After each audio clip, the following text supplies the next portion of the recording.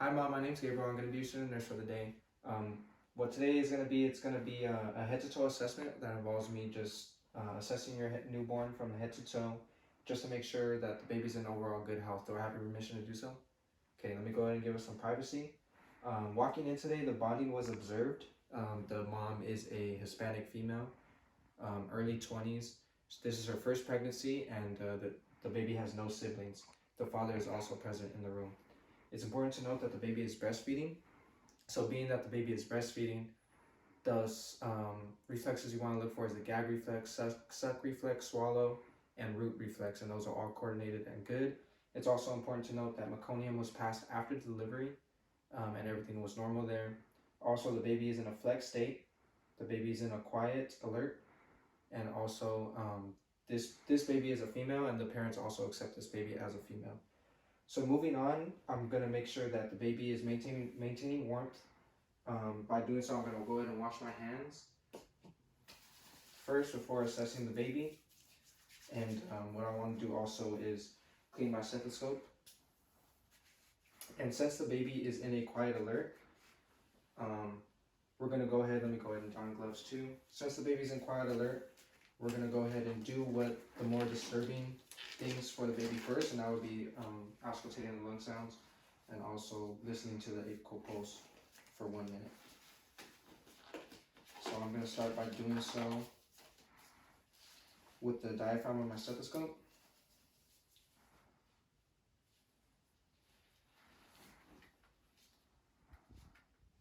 And what we're going to do here for the apical pulse, we're going to go to the fourth intercostal space, left midclavicular line, and we're going to listen for 1 full minute. And after listening, the apical pulse was normal, heart sounds are normal. Now we're going to go ahead and listen to the lung sounds, starting with the right upper lobe apex, left upper lobe apex, second intercostal space for the right lobe, second intercostal space for the left lobe. Then we're going to move on to the mid-axillary line and mid-axillary on the right side.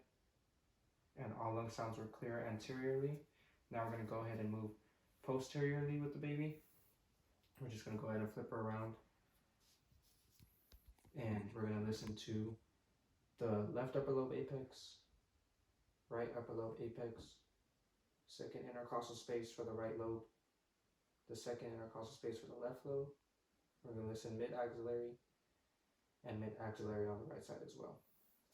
So all lung sounds were clear, no adventitious sounds were heard. So also it's important again to note that I'm maintaining the baby's warmth throughout the procedure. Moving on, we're going to go ahead and move on to the baby's weight. The baby came in weighing 7 pounds and 6 ounces, which is normal. And also the baby is 20 inches, which is normal. It's appropriate for the gestational age. In this case, the baby is 40 weeks. So moving on to the baby's head. Looking at the head is round, symmetrical. There's no obvious masses such as caput, cephalohematoma, or molding. The sutures are present here with the coronal suture going from ear to ear, the sagittal midline, and also the anterior fontanelle, which is here, diamond shaped and soft, and the posterior fontanelle, which is triangular in shape and soft as well. The baby's head is normal, there's no abnormalities. Also, there's hair present and it's abundant and thick. Moving on into the patient's ears. The patient's ears are symmetrical, they're equal in size. There's no obvious lesions to the ears. I'm going to go ahead and perform recoil here. They both recoil quickly and the pinna is well formed. Moving on into the patient's face. The patient's face is full, the cheeks are full, it's symmetrical, there's no obvious abnormalities or masses to the face. Also, there's no signs of Malia in this patient, but if there was, I would tell mother that that would be normal. It would be white spots on the face. And also moving on, we're going to go ahead and go on to the eyes. And looking at the eyes, I can see that the eyes are less than 3 centimeters apart. The sclera is like a blue in color, which is normal in babies. The eye color is brown. There's no infestation to the eyebrows, the eyelashes, or the eyelids. There's no discharge coming from the eyes. And what I'm going to do now is I'm just going to go ahead and test the pupils.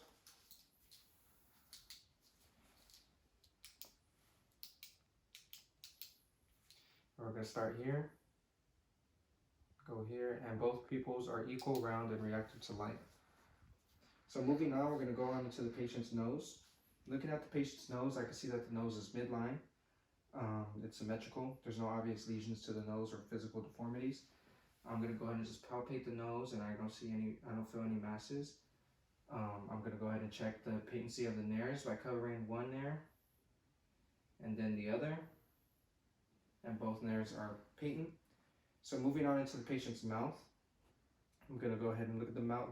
The lips are pink, moist, smooth. There's no cracking to the lips. The tongue is midline and non-protruding. The uvula is present. The mucous membranes are pink and moist, and there's nothing abnormal going on in the mouth with this baby. Moving on to the patient's neck. The neck is midline. There's no obvious masses or edema. It's able to move around freely. Also, there's no signs of any webbing to the neck. The clavicles are also intact and straight. So moving on, we're going to go ahead and go to the patient's chest, the newborn's chest. And looking at the chest, the respirations are even, equal, symmetrical. The chest is round and symmetrical again. And looking, there's no retraction seen from this baby. Also, the nipples are slightly engorged, which I would make note of, and this is because of the extra estrogen from pregnancy and from birth as well from the mother. Going to the patient's abdomen. To the abdomen, there's no obvious deformities. It's protuberant, but it's not distended. And looking at the abdomen, there's no swelling or any abnormalities to the abdomen. And looking at the umbilical cord is present. It's a pale yellow in color, which is normal.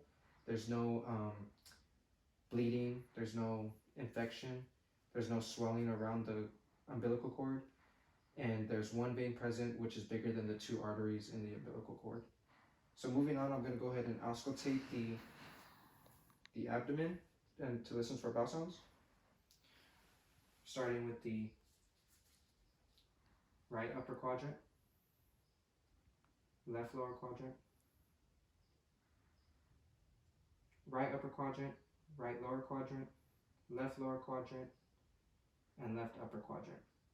So all bowel sounds were heard and were active and normal. So moving on, I'm going to go ahead and palpate here on the baby's abdomen in the same order, starting with the right upper quadrant, right lower quadrant, left lower quadrant, and left upper quadrant. No masses were felt. The abdomen is nice and soft and what we want it to be. Also, I'm going to go ahead and move on to the patient's extremities. And to the extremities, there are 5 fingers. There are also on each hand, so 10 fingers in total. There's 5 fingers on the feet as well, on each foot, with 10 fingers total, or 10 toes total. And moving on, I can see that the arms are symmetrical. They're able to move around freely with no problems.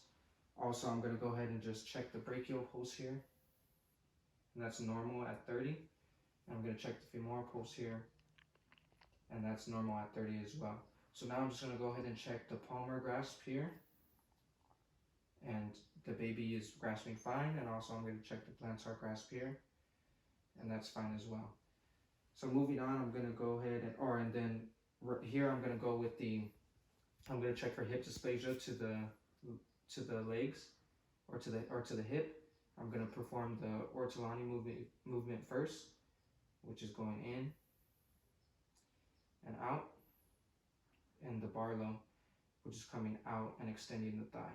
So there's no signs of hip dysplasia in this patient. Moving on, I'm going to go ahead and move on to the patient's genitalia. In this, it's a female, so the labia major covers the labia minor.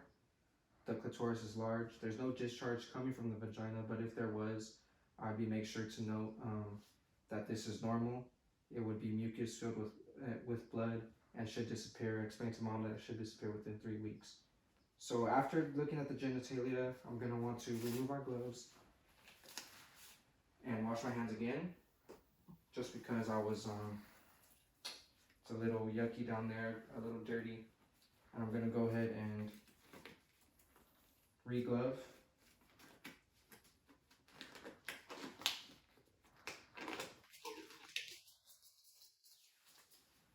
And now what we're going to move on to is we're going to move on to the patient's spine and look at the back, make sure everything's going good down there on the back.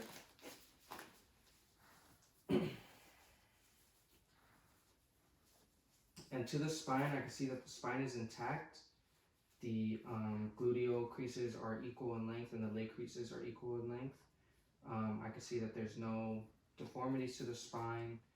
There's no Mongolian spots present or lanugo present as well on this baby. This baby's perfectly normal. And now we're going to go ahead and just check the patient's skin, overall skin. Looking at the patient's skin, the skin color is appropriate for the patient's background, in this case brown in color. There's no peeling in this baby, but if there was, that would be normal. There's no acrocyanosis, and also again in this case that would be normal, as that occurs in babies. Also to the skin, I would be looking for 3 types of abnormalities, which would be nevus flammis, nevus vasculosus, and erythema toxicum. And I don't see any of that here on this baby. So now moving on from the skin, it's also important to note that the skin is smooth and intact. And now moving on from the skin, I'm going to go ahead and just test one more reflex here on the baby after also already performing the Babinski and the plantar and palmar grasp. So now we're just going to go ahead and check the Moro reflex, and what that is, I'm just going to pick this baby up and lay her down, and if she puts her hands up with her palms forward and extends her back a little bit, that means that that reflex is good, and that's the Moro reflex. And after that last reflex, that concludes our head to toe assessment. So what I'm going to do now is just wash my hands again.